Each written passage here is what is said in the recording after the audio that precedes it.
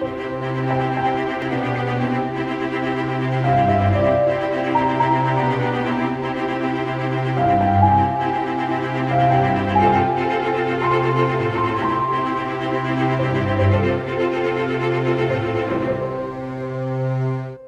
everyone and welcome to another episode of Superboy The Legacy on YouTube, and today we're going to be doing another commentary, this time on a season 1 episode called Bringing Down the House, which was actually requested by one of our viewers. And you know, if you've been watching us for a while, you know that if you actually make requests for anything, typically we do our best. So absolutely yeah, this, you know, it's a strange episode, this one.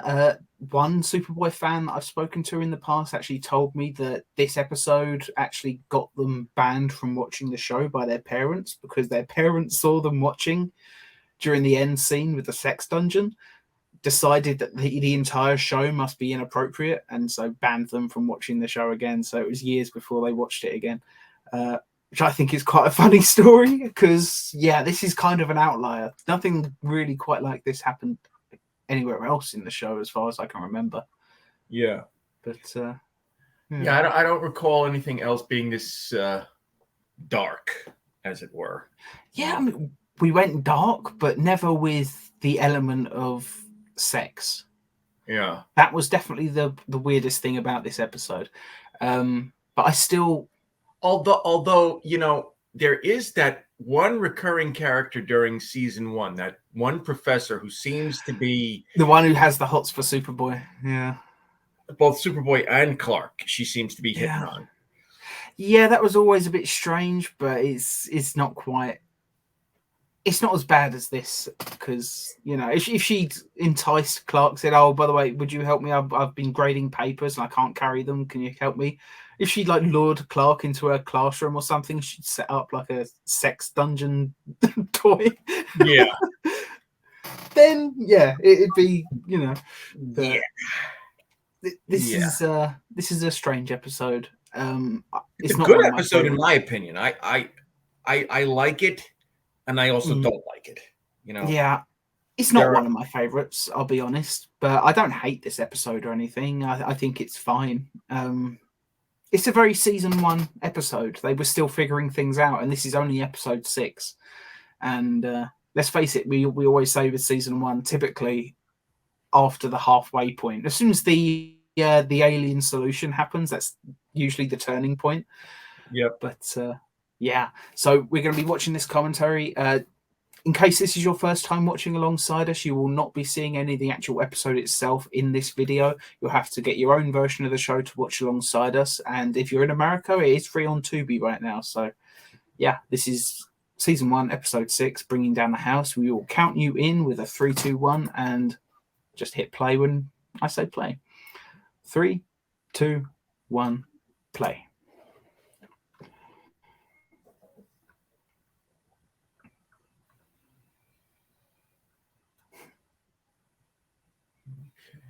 My favorite version of the season 1 intro, I've got to say. Yeah, I mean, this is as good as the first version is, with him flying through the bridges and such. It's a little bland. It is. It feels almost like, you know, a test sequence where they just wanted to see if they could actually do the flying on television, and then decided they were going to use it as the intro. I mean, that's what it feels like. It probably isn't the case, but yeah, it's a little bit boring. It's just a flying sequence. Yeah, you got to look at it this way. You know, every show when it first comes onto TV, they don't have everything 100% figured out, as we said before. Yeah, you know, so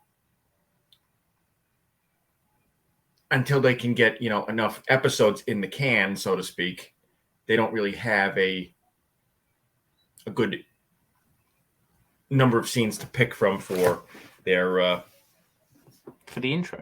Yeah.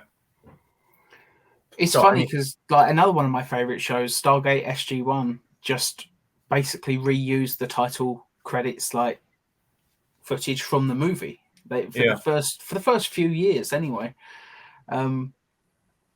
I did like it when they started doing their own intro, but yeah.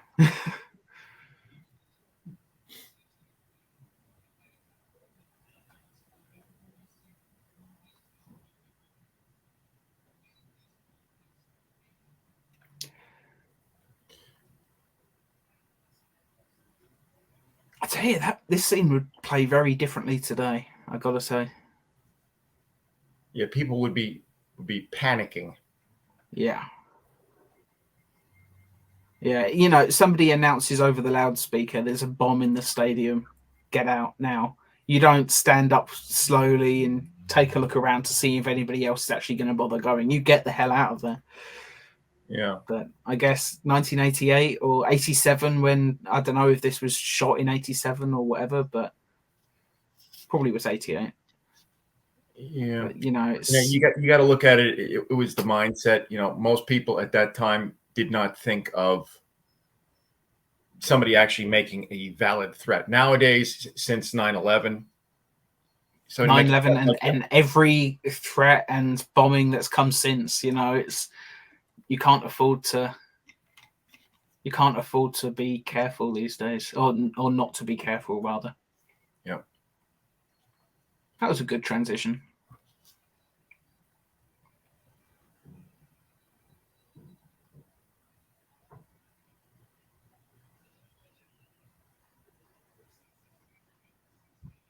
I've got to say, they did some of the super speed entrances and exits in this show pretty well. And I love that TJ recognised him as Clark despite the fact that he's not wearing his glasses. And the fact that he's 50 feet away. Yeah.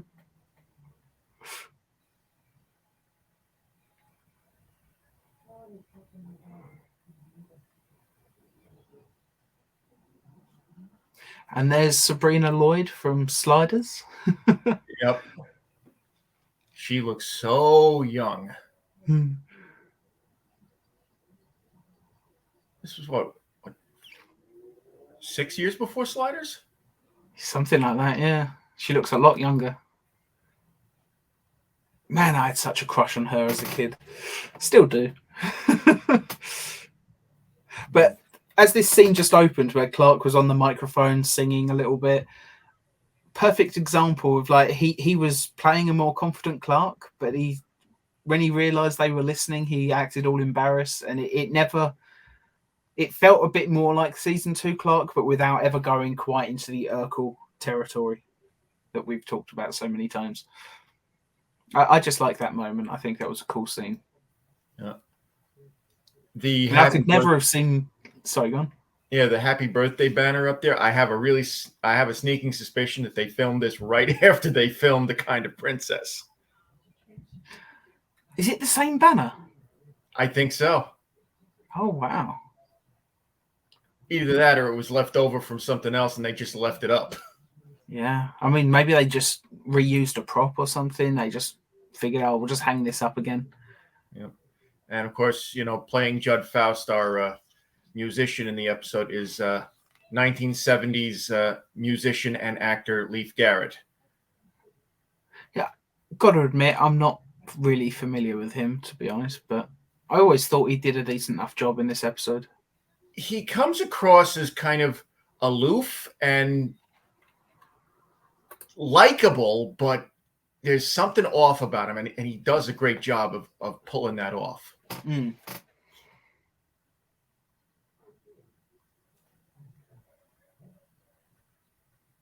Yeah, that bit where Clark was singing on the mic, I'm just thinking, I couldn't have seen Gerard's version of Clark do that in season 2. Maybe by season 3.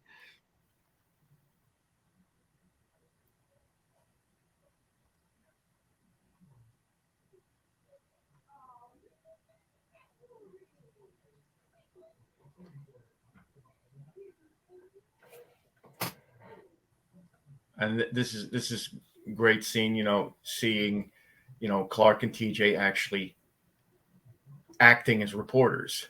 Yeah. Doing a bit of investigating. Yeah. Something you wouldn't have seen much in season 2.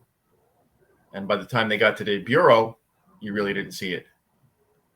Yeah, I mean, most of the investigating Superboy seemed to do in costume by season 3, wasn't it? So it's something was going on. He usually would show up as Superboy, whereas I always liked if he would show up as Clark at least just before. Yeah. Great use of stock footage.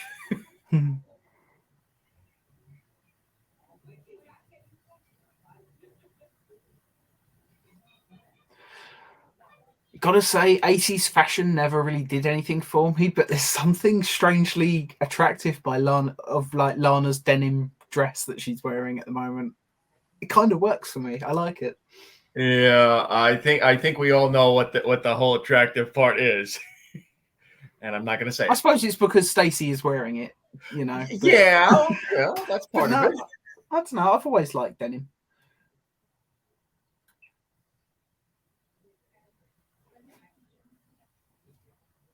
There's a lot of foreshadowing here of an idea that's going through the episode.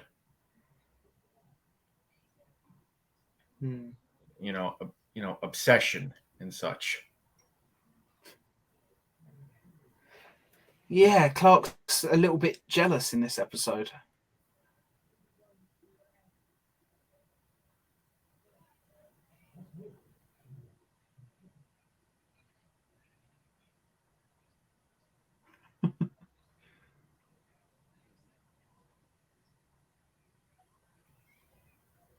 Man, it's been too long since I've ridden Dodgems or bumper carts. About 8 years for me, maybe more. Yeah, it's got to be more for me.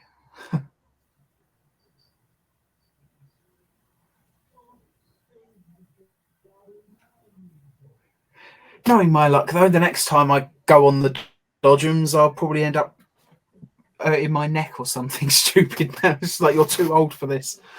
My body won't forgive me. Yeah.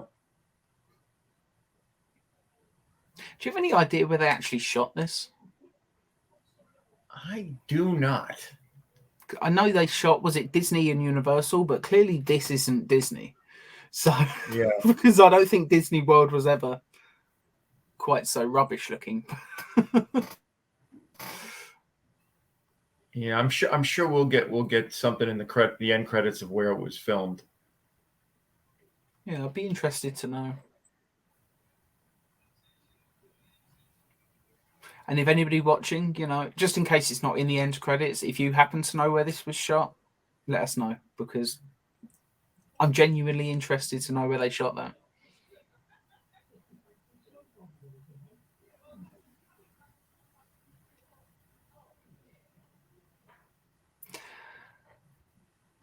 What a shame the green screen on that window doesn't quite work.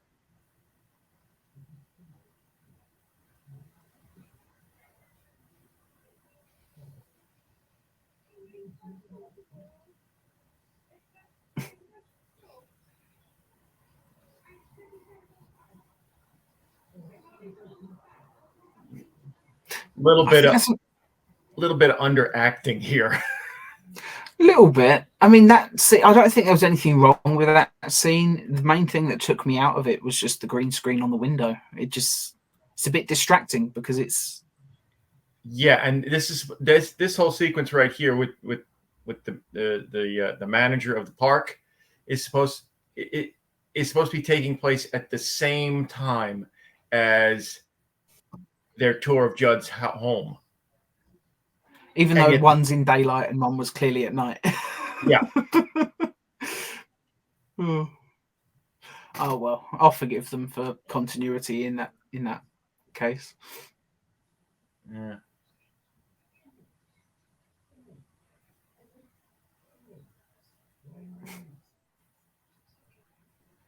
And that scene with all the comic books. I must say, if I had DCs on the table. Yeah.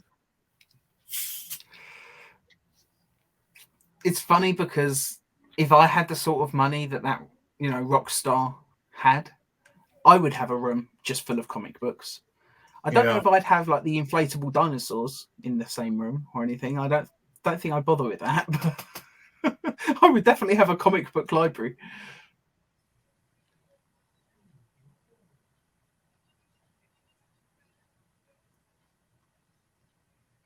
I do like this scene. It's so quintessentially 80s.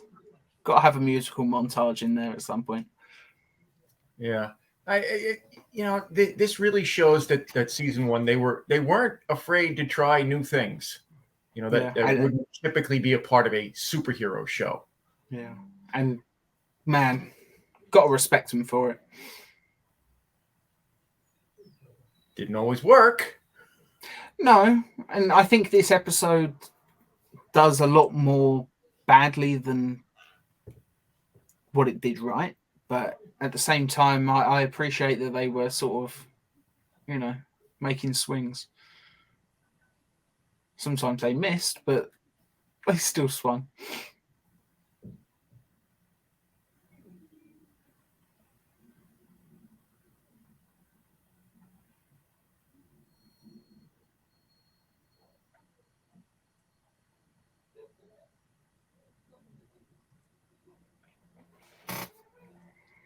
It's funny, this episode isn't quite as bad as I remember. It's been quite a while since I've seen this one.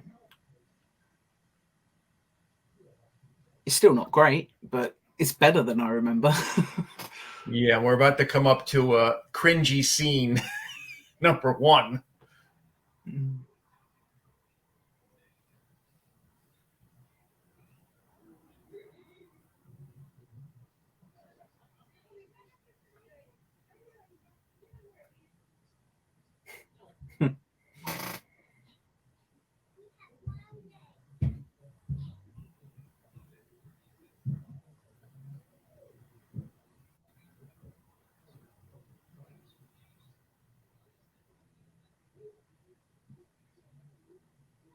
Clark is being a bit too trusting at that point, Yeah, but remember, he even though he is learning to be a reporter, he's not a full-fledged reporter yet. He doesn't have the cynicism yet.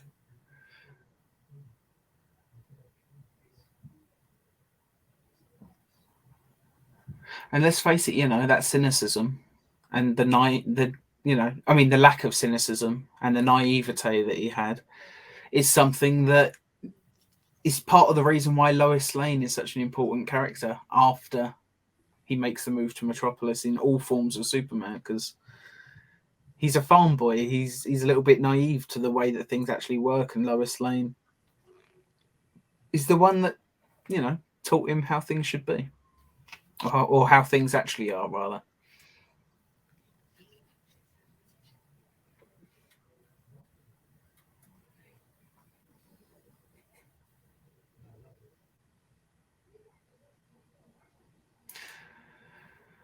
Not a great fight scene, but not terrible either.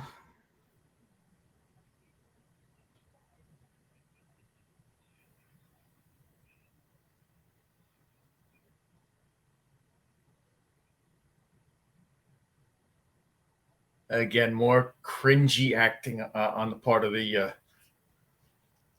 Yeah, and I was just thinking, this wouldn't work because a simple breathalyzer would prove that actually, while he stinks of booze, he didn't actually drink any of it. He might have got a tiny bit in his mouth, but a simple breathalyzer will show that he's well under the legal limit. So what exactly is that accomplishing? Well, it would be enough to tarnish his reputation up until they did the breathalyzer, because typical trained reporter, especially a TV reporter, the first thing they report is evidence of alcohol was found on his person. Yeah, that's true. And then it would take days before it would come out saying it was a plant, or he didn't actually have any alcohol in his system.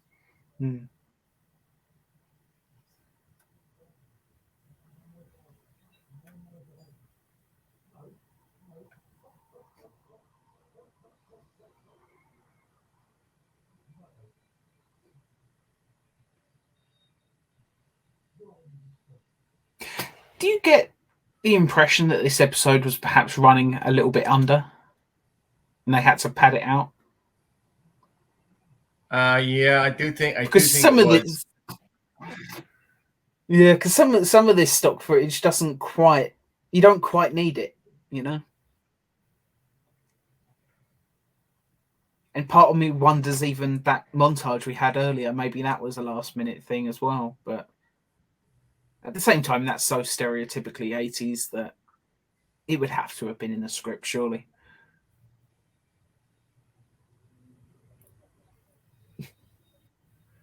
And that doesn't look all that convincing. No. Why would they even need to replace the background if they were actually shooting in a carnival or whatever? Because of the whole sequence of him laying on the track there. Can't have it on an actual track because they might not be able to stop the car in time. That's true, but yeah. Okay, what was the point of him putting his hand through the roof if he's just going to lift the car up? Yeah. Maybe they just wanted a extra superpower effect in that moment. And now we get to our second cringy scene. And yeah, this is the scene that gives this episode a bad reputation. And you know what? The fan that I was talking to, I'm sorry that I forget who it was. It was a couple of years ago, but the fact that this scene is what got him banned from watching Superboy by his parents. I can kind of see why this doesn't appear at all appropriate for kids. I mean, I know nothing really happens, but at the same time, it's, you know, it invites a lot of questions that I'm sure parents didn't appreciate having to answer.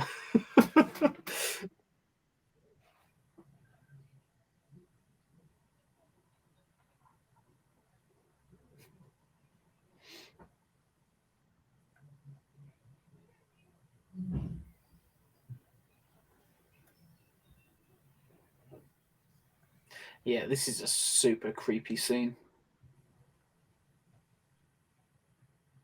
And the fact that he's using the screams of the women that he puts here in his music, that's even.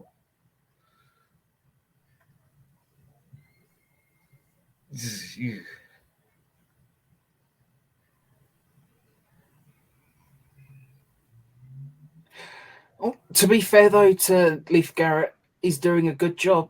He's selling the scene. I believe that he's a psycho in this moment. You know, and he's one of the best parts about this episode. You know, the fact that he's playing this very believably. Mm.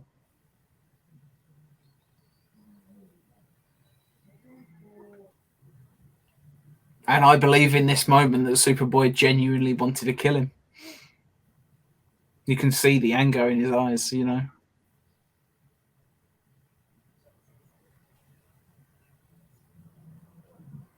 But, you know, like in Super Menace, Lana is able to remind him of the values, you know.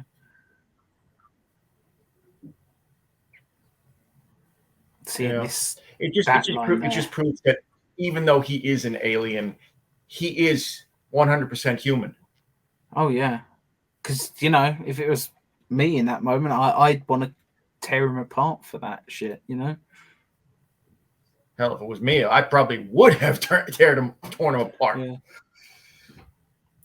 Judd Faust would not have survived. Lana... That line though, a minute ago, just they found bodies buried in the basement as well. So the guy's a legit serial killer. Yeah. As well, like I respect Superboy for, you know, trying as hard as they did to. Well, you know what I mean. They tried to do things differently every now and then. They were experimenting, and I appreciate them doing that, but yeah, it just didn't always work, did it? But anyway, that was Superboy Season 1, Episode 6, Bringing Down the House. Yep. I'm I just still watching got the through. credits here.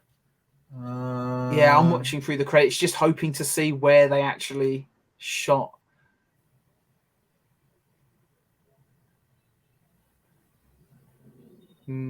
Partially filmed on location, boardwalk and something theme park.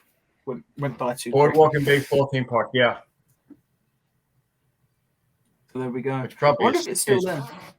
Yeah, I don't know if it's still there. Probably isn't. Because I mean, that was what, 40 years ago almost? Yeah. But then it's Florida. They have so many theme parks and attractions. I'm sure, if Gatorland Zoo can survive, Yeah, there's one thing that Florida has. It's theme parks and octogenarians. Yeah, it's the retirement capital, isn't it? Well, theme parks, people that have retired, and lunatics who get into the news an awful lot for silly things like trying to molest a sleeping alligator, that sort of thing. Oh, you're talking about the Florida Man deadlines. Yeah, I'm talking about Florida Man. Yeah, my friend Greg showed me that. He says, "You see, anybody from Florida is crazy." And I looked at him and I was like, "You do realize I was born in Florida, right?" He says, "So you know." My point. Yeah, I'm just looking. Oh, I'm just looking up the boardwalk and baseball theme park, and yeah, it closed in 1990, so about 2 years after. Provided this is the right one, yeah. Well, it's a shame. Yeah, it's funny that they shot at Walt Disney World, and yet I suppose it would have been too expensive to shut down part of the theme park for the day. Yeah, just so they could shoot a little bit. It wasn't like they were filming during the off season for it.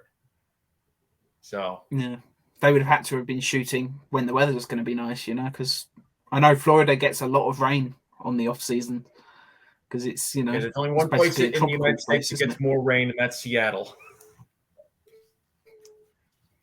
So yeah, I probably do all right living in Florida because I'm used to it raining most of the time. Anyway, yeah, so this episode is certainly a weird one. It's not one of my favorite episodes. I don't even know if I'd call it a guilty pleasure episode, to be honest. I think it's one of those episodes that I think it's just okay. It's not one of the bad ones necessarily, but it's not one of the good ones either. And it does at least try to show parallels between how Clark is acting with Lana when she's involved with Judd and the way that Judd is. Because, Clark does have that line at the end where he talks about obsession. And he kind of realizes I could stray into that category if I'm not careful. Yeah, and as we said earlier in the thing, there was definitely some jealousy happening there.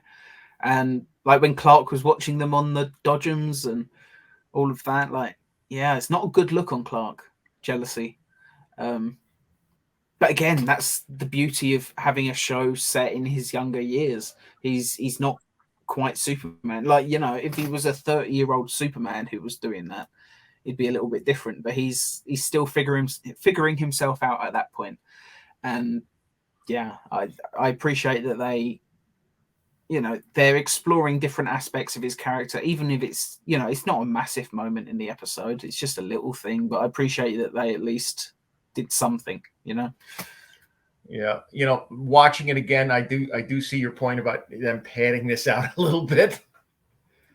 I mean, the use of stock footage in there, and then of course, unless it may have been part of the contract or whatever. It's like the people that owned the boardwalk theme park, they might have been like, yeah, that's fine, you can shoot here, but you've got to make our park look good, so shoot include plenty of stock footage of our rides in motion and stuff. Maybe that was. We know the budget was low. Maybe that's something they had to do. Make that to make a deal. Yeah. I don't know. I'm clutching at straws, but it's interesting. Yeah, I do. Even back when I first saw this, when I was in my teens, I did notice the difference between the one shot of the people in the ride coming down, and then all of a sudden you see when Superboy flies it doesn't look right. Yeah, the visual effects really let it down. Yeah. The only thing that sold the scene is that they used the same bunch of extras that were in the actual ride that they did on the stop the car scene. Yeah, and I did look for that because I wondered if they'd actually, do that. I mean, at least the two in the front car are the same. Yeah, well, I think they're all you could see when he actually stops the ride. I think they're the only two you could see. Maybe you could see like the knees of the people sitting behind them or something. But yeah, no, I was looking just to make sure that at least, I was hoping that at least they'd be wearing the right clothes, and they did. So well done. They did a few things right. They did a few things right, and it's the same thing that we always talk about when we talk about season one.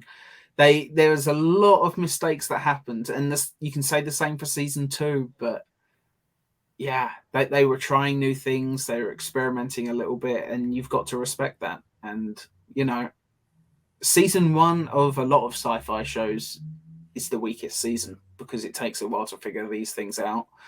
You can say that about all the Star Trek shows, apart from the original.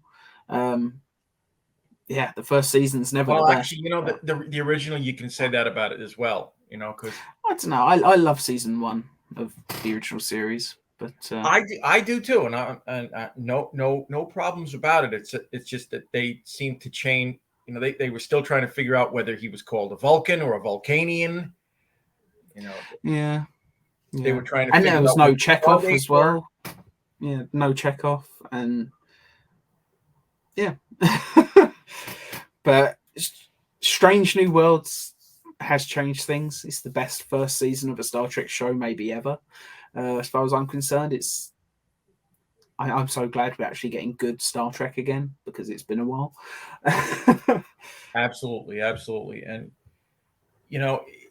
fleshing out the character of Captain Pike, that's something that really needed to be done. We got a little bit of that in the Kelvin timeline, but not enough, for it to be really worth it. Bruce Greenwood played Pike in those movies great. Yeah, but we didn't get enough of them. Which is part of the reason I think why we have the Pike show essentially now as Strange New Worlds is because, nobody really cared about Pike, but then, the Kelvin timeline movies came along and he was in the first two. I know he died halfway into the second one, but it's like so many people out there were like, actually, Pike's kind of a badass. We like Pike. We want to see more of him. And it's always disappointing when a new fan goes back and wants to see more about a character that they really like from the current stuff. And it's like, well, there's nothing really. There's one episode, two if you count, the one where he's on trial and they're just showing clips from the first one. Yeah. Or Spock's on trial. It's technically the same episode, really. Yeah, so and I love the meme that somebody put up. That is the Menagerie. It is an episode of Star Trek where the main cast members you cut off for a second there. I didn't catch that. Can you say that again? Yeah, somebody put up a meme about the Menagerie, and it is the Menagerie, an episode of Star Trek where the main cast sit around watching an episode of Star Trek. Yeah, that's what it is. That's what it is. It's still a really fun episode, don't get me wrong, but it's a clip show. but it's a clip show done well. Yeah, it's done well in large part because, it's a clip show showing clips from an episode that at that point had never aired. Yeah, I think wasn't it like the late 70s? Yeah. yeah, it's like the late 70s, early 80s, I think, is when they actually aired The Cage on its own for the first time. Something like that. It was a long time after the show had been on. It wasn't until like the movies were getting popular that they finally showed it. But so yeah, the Menagerie was the only way to watch it. But yeah, and really getting off topic now. So yeah, well, we do that all the time. You know that. We do. Anyway, should we wrap this up? Absolutely. Oh, cool. Yeah, I think we're going to have to, because I don't know if it's my connection or yours, but I keep the screen keeps freezing for me. So maybe I should not push my luck and end the recording. Yeah, but yeah, I'll cut a bit of that waffling out at the end. Maybe. Okay. I don't know. But thank you all so much for watching. We do hope you've enjoyed watching this episode alongside us. As we said, not one of the best episodes, but it's also not one of the worst either. It's a lot of fun, and we do thank our viewer for suggesting that we watch this episode. And if anybody has any other episodes that we haven't done a commentary on before that you'd like to see us do a commentary on, leave it in the comments box. We'll be more than happy to actually bump it up the list and get to it soon. Yeah, thanks very much for watching. Don't forget, be sure to like, share, and subscribe. Yeah, there we are. Like, share, subscribe, all that stuff. And yeah, we'll see you on the next one.